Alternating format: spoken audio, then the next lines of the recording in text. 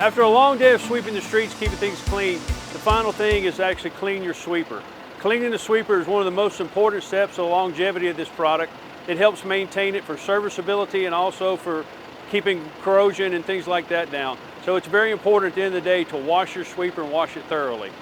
After you've dumped the hopper for those debris is get to a wash rack or a hose, and then you actually want to tilt the hopper, engage the safety devices, and wash it out thoroughly. You want to wash the screens, you want to wash the hopper, you want to wash the head, you want to flush it if you've got a deluge system.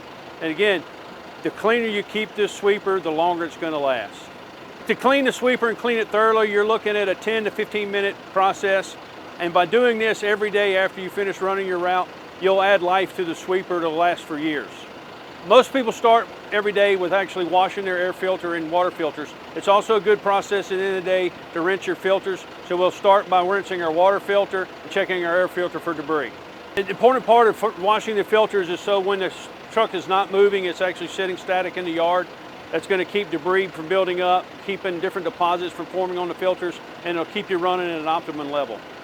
Another good point for safety and also for just cleanliness is when you're taking time to wash out the hopper and wash out the sweeper function, take time to take all the garbage and clean your cab out. I mean, this is where you're going to spend your day, so you want a clean environment. Again, cleaning the sweeper at the end of a day, not only does it help with the appearance of the sweeper, it helps with the operation, and it's going to add longevity. The cleaner you keep this sweeper and you remove all the different sediments and different corrosive devices and materials you're picking up on the day you're running your route, it's going to be the more life you're going to put into the sweeper. So that 15, 20 minutes a day that takes you to rinse it out could literally add years to the life of the sweeper.